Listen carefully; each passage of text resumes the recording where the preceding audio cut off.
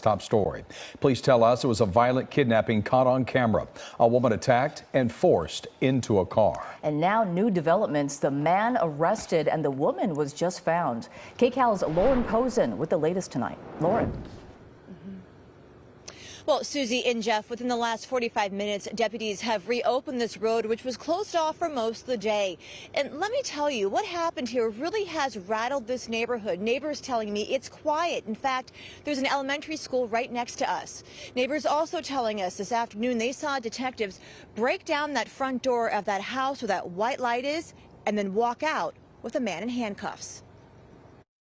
The man seen here in broad daylight, pistol whipping a woman in the head, dragging her into the passenger seat of this Kia, and then driving away, is now in custody. I couldn't stop thinking about the poor girl all night. You know, I don't know what happened to her.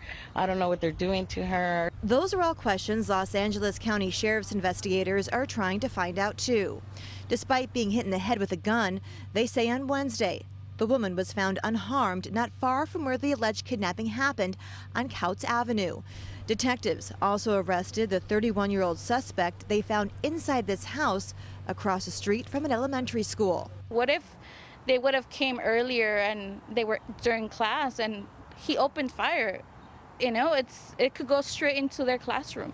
The alleged kidnapping happened around 4:20 Tuesday afternoon. A neighbor tried to stop it. And then I seen the girl come out and then he hit her.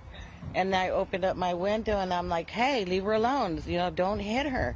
Detectives spent Wednesday afternoon collecting evidence and interviewing other people who were inside the house on Kinsey Street. The suspect's car towed away and is now part of the investigation. Depending upon what investigators find out, he could face more charges. We received several tips over the course of the last 24 hours, but so far as their investigation, it's still ongoing. We asked neighbors if they've seen the suspect or woman before. Some say they have, others say they haven't, but all are worried about the woman's well-being. I have never seen her around. We've been looking and we were going to check our cameras as well. Maybe they passed through here. Hopefully she's okay.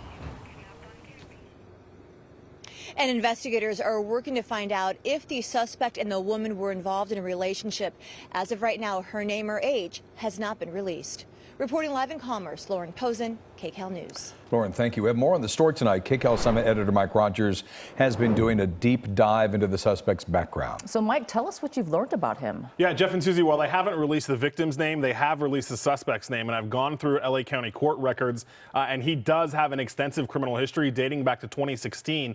But I want to show you just the 3 in 2022.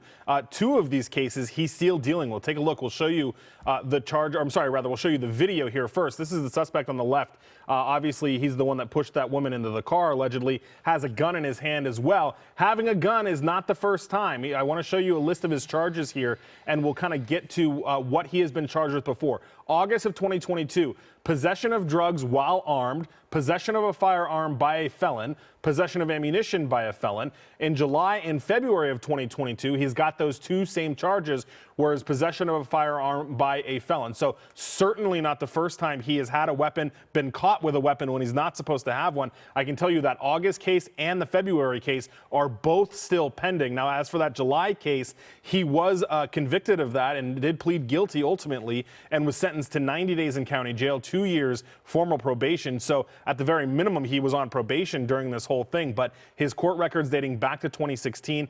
So far, I'm still looking through it, but I have not found any prison time for this suspect.